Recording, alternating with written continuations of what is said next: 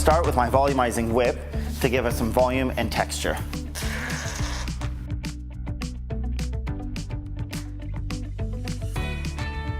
Once you have your product applied, brush all the hair back. Apply your texturizing spray to the root to help give it texture and lift, but it's also going to give us a little hold.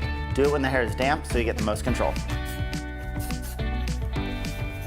Apply the majority of your spray to the parietal ridge and up. This is going to give us hold and volume to help control the hair when we slick it back.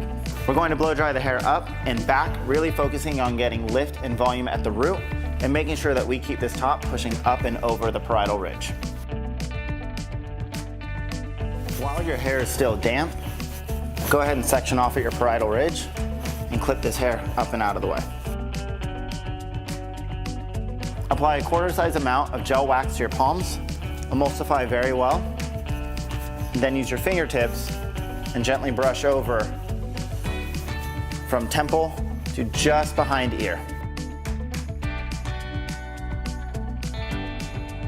Using your back combing brush and or smoothing brush, comb the hair back, nice and tight. Once you have the hair combed back and tight, without releasing your brush, use a no crease clip to hold the hair in place, just behind the ear.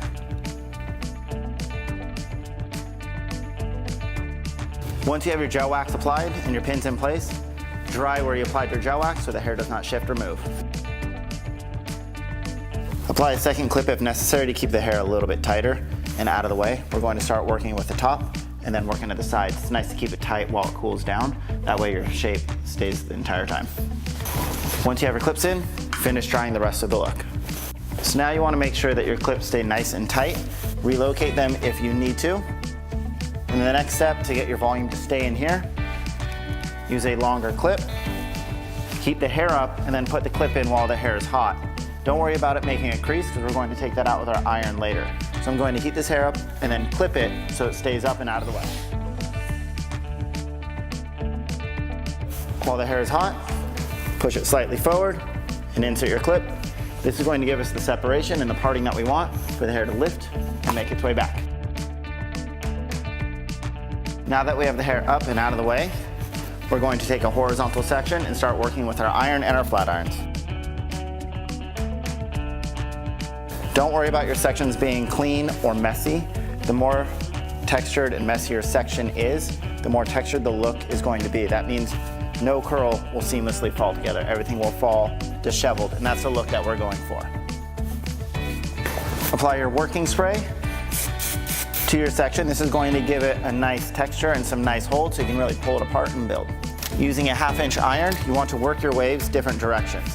Don't curl everything the same way because then you'll just build up with strong curl pattern. We really want it to be disheveled. We're using a small iron because we're going to drag and drop our wave, so we really get a lot of texture working through. Take a messy section, get close to the root, drop your iron, slide it down, keep the ends nice and straight. It'll give it more of a textured look. Again, opposite direction.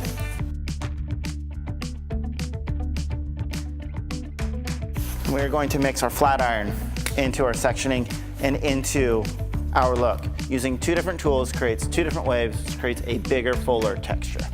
Hold your iron different directions, horizontal and vertical. This is going to help build a more disheveled wave.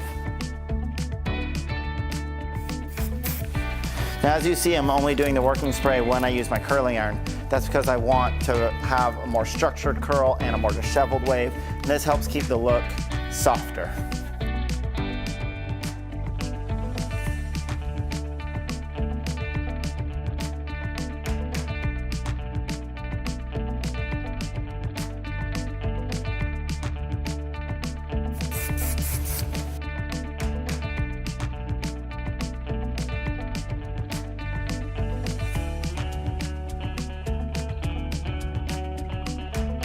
Once you have all your curls set in, use a no crease clip.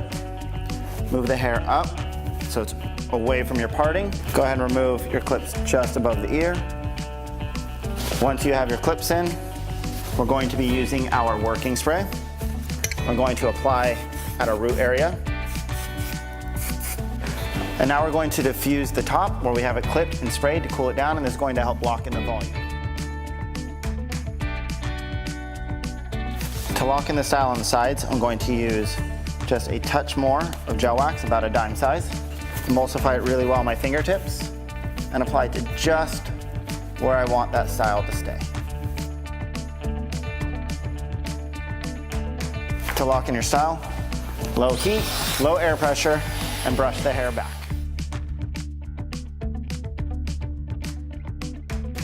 And if you need to make sure that the hair stays, apply more spray, but with your fingers in the hair. This helps give it a nice finger texture.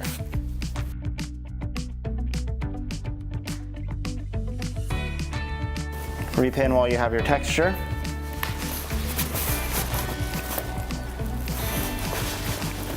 And then create the texture everywhere else. Rake your fingers through, break the hair apart.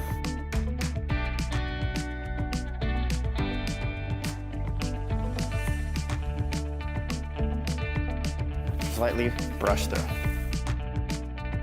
So there you have it. You have your chic, cool girl look that you can wear with a dress, jeans, or anything in between.